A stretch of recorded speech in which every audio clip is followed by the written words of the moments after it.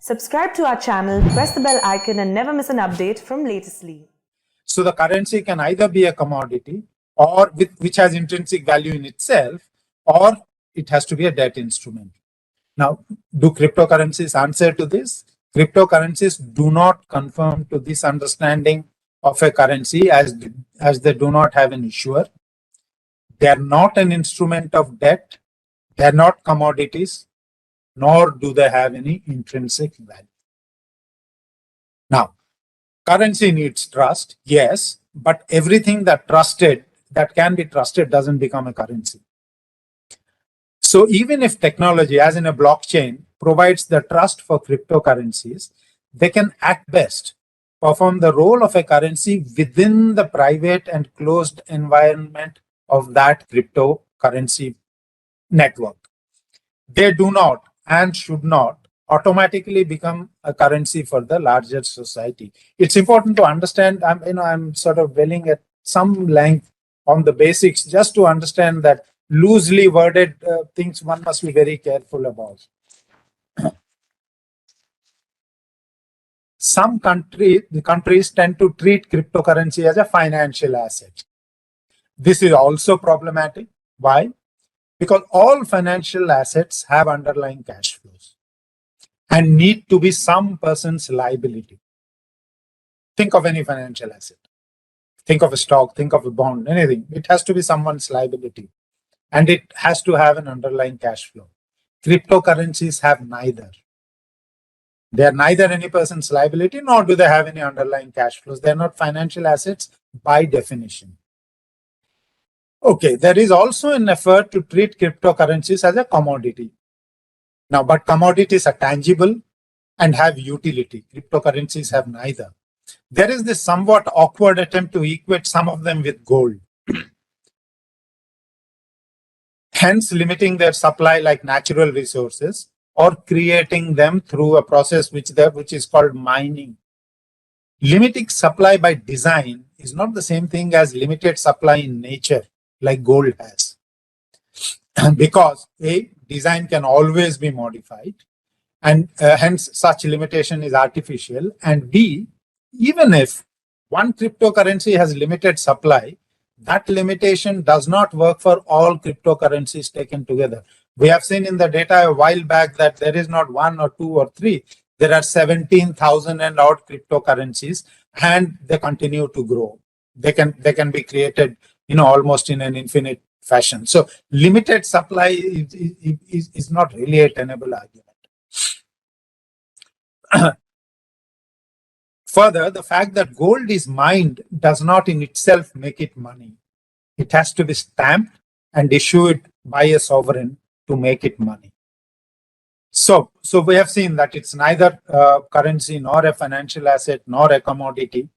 If cryptocurrencies are none of these things in the usual term of the usual sense of the terms, then what exactly are they? The proponents have improvised to call them as digital assets. Now, even that is doubtful. I'm no expert on digital assets, but even that is doubtful as they do not have any underlying use. Like, for instance, a car hiring software like Uber, that's a digital asset. Or a core banking system, that's a digital asset. It serves a purpose.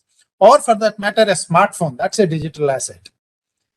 That basically leads to the conclusion. What exactly is the purpose served by the cryptocurrency, the software that it does, apart from the buying and selling that people indulge in? Does it have any intrinsic use? Nothing that one can know of.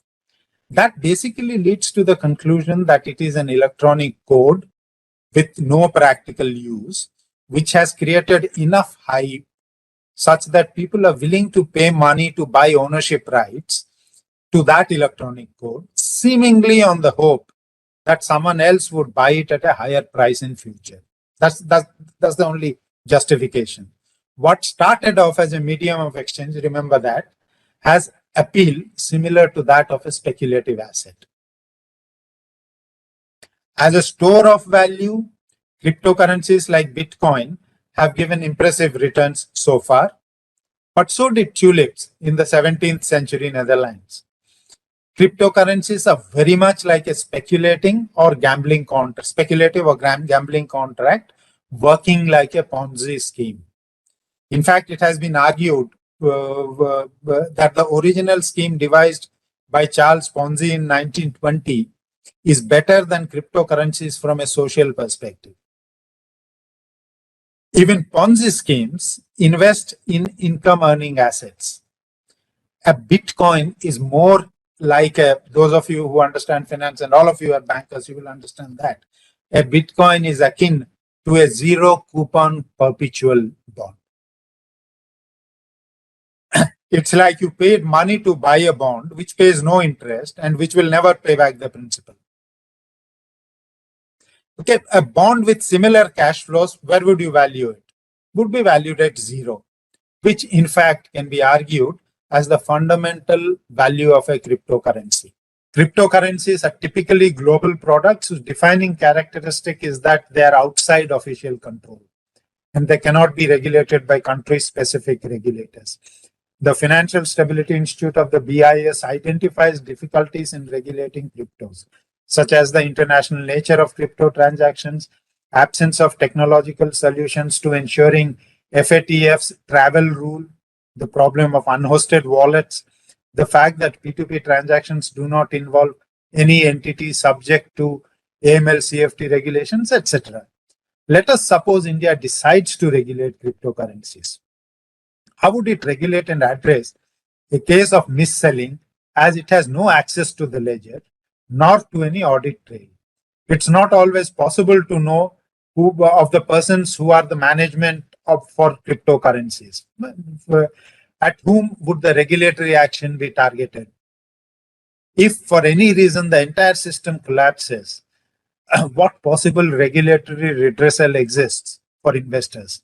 These are questions with very uncomfortable implications that do not have satisfactory answers or solutions. I will now end. We have seen that crypto technology is underpinned. I'll just summarize. We have seen that crypto technology is underpinned by a philosophy to evade government controls. Cryptocurrencies have specifically been developed to bypass the regulated financial system. These should be reason enough to treat them with caution. We have also seen that cryptocurrencies are not amenable to the definition of a currency, asset, or commodity. They have no underlying cash flows. They have no intrinsic value. They are akin to Ponzi schemes and may even be worse. These should be reason enough to keep them away from the formal financial system. Additionally, they undermine the financial integrity, especially the KYC regime and AML CFT regulations, and at least potentially facilitate antisocial activities. More substantially, they can, and if allowed, most likely will, wreck the currency system, the monetary authority, the banking system, and in general, government's ability to control the financial system and the economy. They threaten the financial sovereignty of a country and make it susceptible to strategic manipulation by private corporates creating these currencies or governments that control them. All these factors lead to the conclusion that banning cryptocurrency is perhaps the most advisable choice open to India. We have examined the arguments proffered by those advocating that cryptocurrencies should be regulated and found that none of them stand up to basic scrutiny.